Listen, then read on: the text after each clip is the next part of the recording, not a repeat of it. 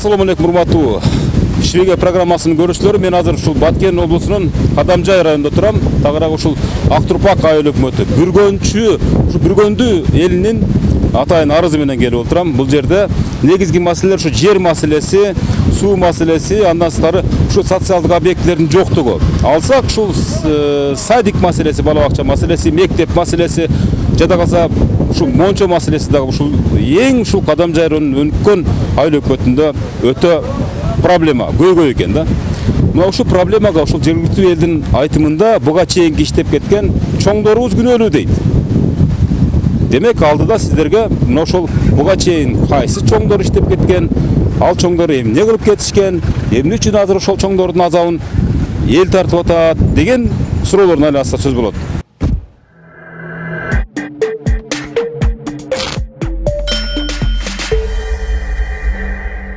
Актурпак боюнча бир садик жок турбайбы? Жаңы садигибиз бар, ошону бизде өкмөт алып бербейт. Себеби неме бар, Алмаз Төралиев бар. Ошол Алмаз Төралиевдин айтуу боюнча бул жерде иш башкарылат. Азыркы учурдагы ушул Актурпактыктардын бала бакчасынын кейпи ушул. Мен төрага болгондугум ырас, бирок жерди ээлеп алды деген туура эмес. Буга чейин сиздер кичинекей мезгилдерде ошол жерде паркта сейилдеп жүргөнсүздөр. Сейилдеп жүргөнбүз ооба. Ошол биринчи арызданып тополон кылган адамдарды жерин өлчөш керек. Бу жерде бой камбагал жок. Ага кассапканабыз дагы жок да, ушу билеген айыл өкмөттө кассапкана. Сиздерде эмне бар өзү? Булар арыздануучулар бизди иштете койбой атат.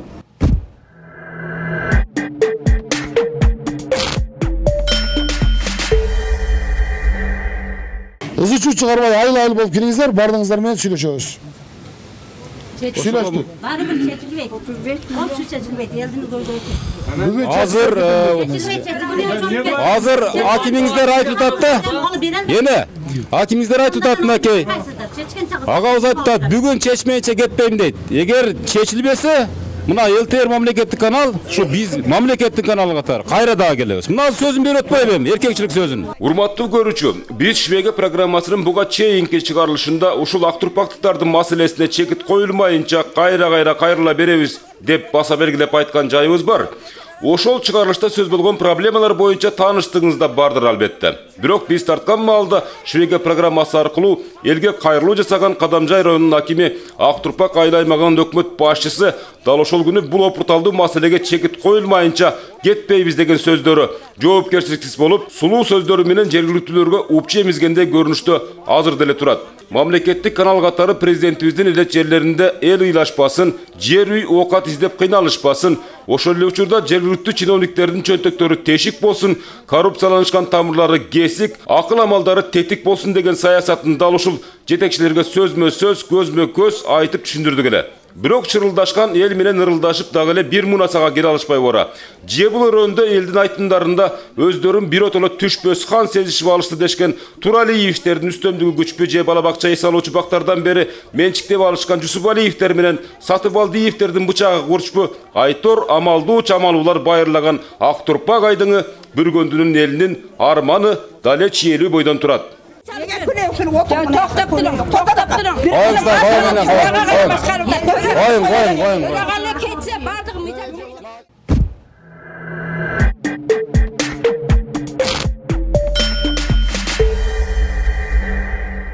Мына бул өзүңүздөр көрүп турган эскириге жеткен имарат бизде мурда бүгүн сөз кылчу ушул айыл өкмөттүн айылдык кеңешинин төрагасы Алмаз Туралиевичтин орун басарына эртең бүрсүгүнү менчиктештирилип берилгени турат деп чырылдайт Абдыманап Турсунматов. Айтымында бул объектинин жери толугу менен айыл өкмөттүн карамагында, бирок көптөн бери иштетилбей кароосуз калган. Көз арткандардын катары көбөйүп, азыркы тапта муну дагы эселеген акчага сатышканы турат дейт. Ушундай чоң мисалы дотацияда эмес бул айыл өкмөт мисалы Баткендеги бир жакшы эле бир мындай кадыр барктуу эң бай айыл өкмөттөрдүн бири да мисалы. Буга чейин иштеп кеткен айыл өкмөттөрүнөн манча-мунчасын атап алды, бирок канча дагы мисалы ошол адамдардын бир элге тийгизген бир жакшылыктары болуш керек эле да. Бирок ушул сиздер айтып атасыздар, ушул жерде бир жарыктуу мектебибиз жок, жарыктуу садигибиз жок депчи, бала бакчабыз жок деп. Муну айтып атышат, бирөөнүн менчиги дейт. Бирок айыл өкмөт жери айыл өкмөттүкү экен. Бул менчик эмес мына ал. Менчик эмес бул. Менчикке өткөрүп берем деп атат төрага. Өткөрүп берем. Баягы Алмаз Төралиев дедиңизби? Имаров Алмаз Төралиевич төрага. Өзүнүн орун басарына, төрайымдын орун басары, төраганын орун басары Алтынай дегенге ушуну менчикте берем деп атат. Бирок депутаттар каршы турганга карабастан дагы эле ушу путтасып турат да. Бала бакчага кайка өтөсүздөр эми мында бир өспүрүмдөрдү, жаш балдарды кайка барат бала бакчага? Же бир үйлөрдү? Жок, эч жака барбай, жана Минчинар деген айыл бар, ошо ашар жол менен бүткөн, ошого барып алып барабыз. Эми могул бала бакчанын фирмадан азыр 4 миллион акча каралып атат дейт, имар болмаз этет. Шырылдайт да акчаны алып иштетип калалы дейт. Мен айттым, башка депутаттар айтты, ушуну нөлдөн эле бузуп туруп, фундамент куюп, кирпичтен эле кылып бир 2 кабаттуу же болсо 3 кабаттуу кылып куруп койсо болот да. Бирок биздин немебиз укпайт да. Мен айттым, мына Баткен Лейлекте гилемдин эң сонун гилем чыгат да. Бизде мына койлордун жүнү жөнүнө жатат. Гилемсек кылып курсак болот. Гилем чыгарса болот. Канча кыздарды, аялдарды иш менен камсыз кылат элек. Ушундай да өзү мындай диктатор болуп алгандагы өзү орукчамы билбейм, мен нормальный өсөм болбойт эле да. Аксакал, мындай да. Эми бул төраганын мисалы ушул келсеңиз бул жака. Төраганын жоопкерчилигиндеги маселе ошондо бул объект.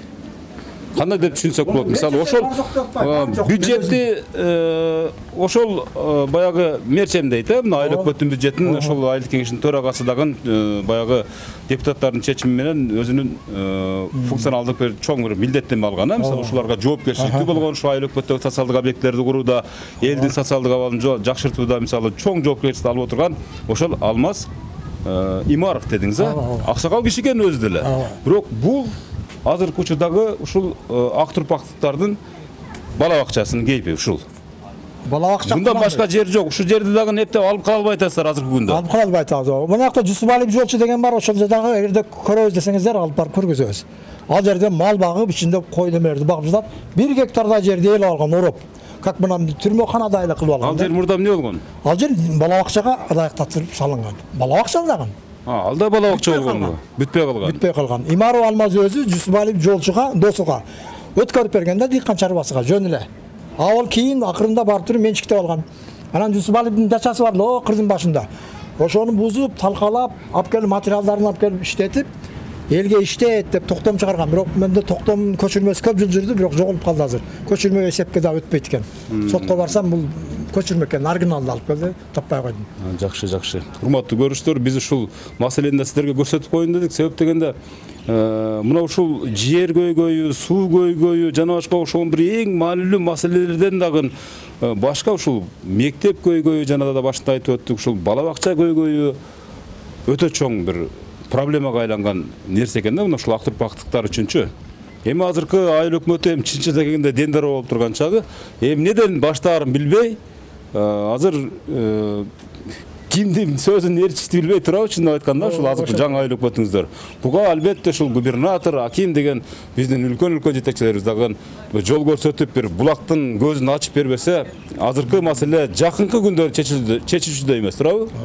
Айыл өкмөтү мына Төралиевтерди аким Кадамжайдын акими, прокуратура, Баткен областынын бүт күч органдары, күч структуралары эсен булардан колдойт да. Мен артымдан 2 ай жүрдү бир Давлет деген жигит. Мен сизди кармашым керек, Төралиевке тийбең деп. Ушинтип жүрдү да. Бир 2 айга чейин мен артымда чуркап жүрдү. Жөн эле жүрбөйсүз дейт. Өзбекстанга мына жерде 1 гектарда жерди Төралиев сатып берип койгон. Ойбой, өтө коркунучтуу адамдар жашайт экен бул өрөөндөчү. Этият болуңуздар. А бул болсо Жолчу Шайлибаевич ээлеп турган бала бакча үчүн ыңгайлаштырылган жер аянт экен. Абдан тыкыз королонуп, алдынан чычканы кире албаган, үстүнөн чымчык өчө албаган жайдын ээси менен байланышмак Турсун жанына араң барып ушул кадрларды тартканга жетиштик. Дагы эле Абдыманап Турсуматовдун маалыматына назар салыңыз. Ким дедиңиз аты жөнүм? Жусупалиев Жолчу Шербаевич. Урматтуу көрүүчүлөр, Жусупалиев Жолчу деген аксакал тууралуу кичине кеп кетти. Себеп дегенде мына ушул айыл кеңешинин депутатынын сөзүнө караганда, ушул аймак азыр биз да кире албай атабыз бул жергечи. Ушул королоп коюптур, мамлекеттик экен. Ушул биздин чүрпөлөрдүн, өспүрүмдөрдүн, балдардын бала бакчасы болуш керек экен. Бирок тилекке каршы азыр эми тууган болуп отуруп, достон дос болуп отуруп, мынтип колдон колго өтүп, азыр эми аз күндө бул дагы менчиктештирилгени калды дейт. Туурабы? Туура ошондой туура. Элге тапшырабыз. Өкмөттүк баңардык өткүзүп берип тапшырасызбы же жөн өзүңүз туруңузда туруп эл иштетем деп чарчы кыла ойлойм деп. Endi mıйзам кайсыга жооп берет болсо, мен мыйзамды алдыда карзам. Берем дедим деп түшүнбөйсүз. Кырмазайды. Айыл өкмөт баласы берет. Жок, айыл өкмөт баласы бересизби? Yok. Sizde частныйыңызга бул элдин акча мындай жеткенде каражат жетпейт. Ешкім балдар бербейт hem ешкім. Ата-энелер бербейт Садикке. Мен чика. Мемлекеттикте министрдин акча төлөнөт, частныйда алты жетим экен болбойт. Дагы эле элди кандай иши менен болот.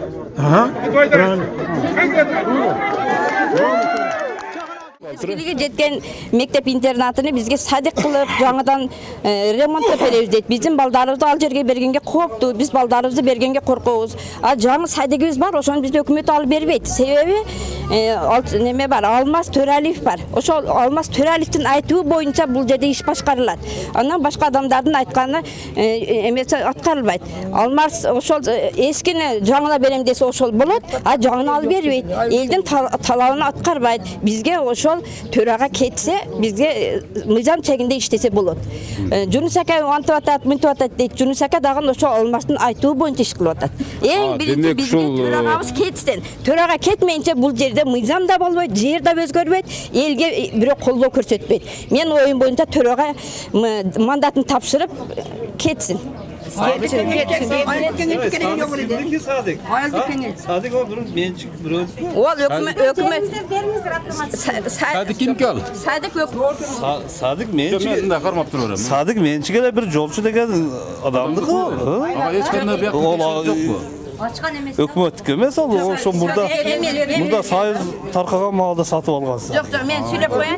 Bul Jolçakanın kurgan sadigi murda sayız malda sadik bolup birinci etajı bütüp, ikinci etajı bütü şarap hassa kalgan, bütün dep kalgan mezgilde Jolçaka ötkörüp algan. Azır tөгөрөгүндөгү жер өкмөттүн жери. Анан кийин биздин Нургазиевдин дачасы бар эди. Ошол дачаны мен ушул садикти бүтүрөм деп 7000 сомго сатып алган экен. Ошону алып кеп куруп бүтүрүп, азыркы мезгилде элге бербей жатат. Эмне себептен бербейт? Жер элдик өкмөттүкү болсо, мен Жолчаканын кеткен расходун өкмөт төлөп берем деп аткандан кийин бериш керекпи? Эски садикке элди алдабастан, элдер дагы эски садикке балдарды бериш калбайт да. Бизге ошо жаңы садикти алып бериш үчүн бизге тоскоолдукка төрага болуп атат. Төраганын айтуу боюнча иш кетип атат. Башка элдин талабы колдонбой жатат. Ошо Бул кадимкеле ушул эл эс алсын, кечкисин сейилдесин деген бак. Бул мамлекеттикби? Же кандай? Асанов тойчу дегенге мен өткөрүп берген, менчиктеп. Бул мурда мамлекеттик болгонбу? Мамлекеттик болгон. Бирок Асанов тойчудан бир акча алатканда бир 500 000 акча алган дейт. Айыл өкмөттү? Ооба. 500 000 акча алып алган, муну мага менчиктеп берген. Бирок ошол документти мага бербей атат деп ыйлап жүрөт чырылдап. Азыр бул жака эч ким кире албайт. Киргизбейт, эч ким киргизбейт. Буга чейин сиздер кичинекей мезгилдерде ошо жерде паркта сейилдеп жүргөнсүздөр. Сейилдеп жүргөнбүз, ооба. Урматтуу көрүүчүлөр, мына ушундай нерсе экен. Бул мына өзүңүздөр көрүп турасыздар, короосу бекки турган, бул кадимкеле ушул Бүргөндү айылынын паркы. Же болбосо ак турпактар эс ала турган парк. Бирок тилекке каршы кандайдыр бир себептер менен бизге жетпеген, биз билбеген себептер менен жабылып турат. Эми бул дагы эле ушул манап аксакалдын айтымында, жергиликтүү депутаттын айтымында айыл өкмөттүн карызы бар экен. Ошон үчүн бул азырынча ошол карызын бермейинче жабык турат экен. Карызын бергенден кийин анан элге өткөрүп берем деген бир өзүнчө бир маалыматтар бар экен. Буга да мисалы айыл өкмөт башчылары же болбосо ошол жана эле биз айтып аткан ушул Алмаз Аксакалдагы кайсы бир деңгээлде кийлигишкен жайы бар деген маалыматты айтып атат мына ушул. Туурабы? Туура. Эмесе бул жерде эс алып жашнакай болуп ушул бүргөндүктөрдүн балдары жүрө турган жер экен эле. Ооба, ошо. Мектеп бар эми, бирок эскилиги жетип калган, садик жок. Садиги бар экен, бирок аны эптей албай атышат. Бул мамлекетке өткөзүш үчүн баалабак бул багы бар экен, эс алуу мындай сейилдөөчү багы бар экен. Муну дагы башка бирөөлөргө өткөрүп берип койгондугу үчүн азыркы айыл өкмөт алы жетпей жатат. Жада калса, урматтуу көрүүчүлөр, банясы да жок экен ушул бүргөндүктөрдүн. Буга эми күч кубаты сиздерге берсин эми, депутаттарга, ушул жердеги чыккан лидерлерге берсин. Рахмат. Ага кассапканабыз дагы жок да, ушу билеген айыл өкмөттө кассапкана. Сиздерде эмне бар өзү? Жерибиз бар ичинде. Жериңиздер бар ушул. Жериңиздер дагы сиздерге жетпеген бир жериңиздер бар. Мына ушундай урматтуу көрүүчүлөр. 3000 гектар жаап жашырылган жер бар да. 10.000 гектар жер бар мына биздин Актырып ага айыл өкмөтүндө сууга жер 10.000 гектар. Бирок булар документте 6.000 гектар деп көрсөтүп жүрөт да, 4.000 гектар жаап жашырылган.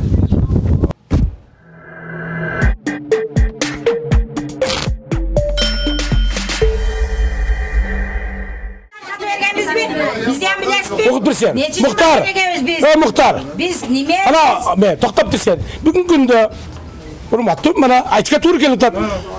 Ominaxondan 50 sotik yeri var. Bu yerda ana bayagı Aqdo'yzirede. Qana şol? Muhtar. Ya qana şol? To'xtab. To'xtab men mo'ynama qo'y bereyim. Qana dokument var mı şol? Bugungi kunda. Ya onu beni betimde aymamağıla. To'xta. Qana? To'xtab tursan. Qana şol je? Muhtar qana? Voy. Muhtar. To'xtab bas beraqa. Aqdo'yzirening mana төрағасы. Chaqirayım mana. Bekki. Qana şol muhtar? Ominanın yeri bormi? Sende yer var mı Aqdo'yz? Былтыр 1 гектар 50 сотик берген. Турат 50 sotikti men iyilep жатып aldım. Bu yıl alıp aldık o. Kim aldı? Ay firma alıp aldı ya. Ana prima kan yok. Akçasını төлedi, sen var. Hükümet alıp versin.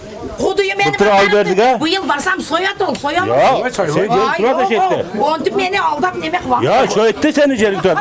Akçasını төлedi былтырғы арендасını. Arendan töler. Ben de mi kat tölep kalmadım. Sottan kesim çıkartırıp geldim. Şu ülüşümü takta bergile dep. Men mana şu 2 hektar 40 sotik yerimizni alıp koygan hükümet. Alıp koyup hemen nalik tölelbet etkesinler, o kılbat etkesinler, bu kılbat etkesinler dep şu 2 hektar 40 sotik yerdi algan. Nalik töle turgan malыңарды qaytarıp beremiz degen, makul degen. Şotup жазып bergen eken. Mana şonun arkasından atam menen enemdi pensiyaga çağıra alбай жүрөм 10 жылдан beri. Nege degende emet yok. Dokumente yok. Mananda matip kesim çıkarışı bergen 12 janıga dep toktom çıkarıp berişken. Ana şunu kabul kıl, mana sottun keçiminden kabul kılbay atat. Betke kesem rayonga var deyt, rayonga varsam hükümetine var deyt. Bir aydan beri elmen koşulup hakimçilikке bardık, gubernatörge bardık yer meselesi boyunca. Misali mende daha ülüşüm yok. 10 ta jandı bagıp otamadı. Baldarım kızmat kalan. Şu baldarımı berбейди. Arenda yer. Şunu otasın mı? Şunu otasın. Armiyaga alып ketти birini mana kızmat kalanı. Soğuş olsa çakırat. Ballar barbaydı. Hiç kimiz. Akşam taştap koyat. Oldu. Dağın ne kılayın? Sadir Japarovga şu Sulanabız kelip şunu çeçip etsin jakşı. Nizam türüdü. Men el taraптагы депутатмын. Кайсыл жакта чындык болсо ошол жактагы депутатмын. Чындык үчүн, ошо эл үчүн жүгүрүп жүргөн депутатмын. Анан азыр мына Касамин боюнча сүйлөп кетишти балдар. Касамин боюнча мен толугураак маалымат берип коеюн. Бул Касамин Токой айылынан өткөн. 2 үй бүлөнүн үстүнөн өткөн. Дагы 5-6 үй бүлөнүн охранный зонага айлантырган. Бул адамдардын бир 10 үй бүлөнүн жерини охранный зонага айлантырган. Касамин кызымы. Ошонун 2020-жылы 3-март күнү эч кандай сессия болбостон, элдин макулчулугун албастан шарт сессия өткөрүшүп өздөрүнчө жок сессияны. Ушунча жерден зым өтсүн деп макулдук беришкен. Ошо мезгилде ким эле айыл өкмөт чоңдор? Имаров Алмаз Төралиевич төрагалы. Мен депутат элем, эч кандай кабарым жок. Ошол айылдан бирок документте сессия өттү, бардык ушундай. Ошо болну ошентип фальшивка. 100% фальшивка менен даярдашкан. Анан бул элдерге айттым мен, түшүндүрмө жүргүздүм. Урматтуу туугандар, мамлекеттик долбоор, мамлекетке көп түшө турган акчалар бул жерде. Ошондуктан сиздер эч кандай каршылык көргөзбөй коюңуздар. Мун жылдыр үчүн канчалаган миллиондогон акчалар кетет экен. Эми сиздерге компенсация катары башка жерден жер ажыратып берели, үлүштөрүңүздөрү башка жерге жылдырып берели деп.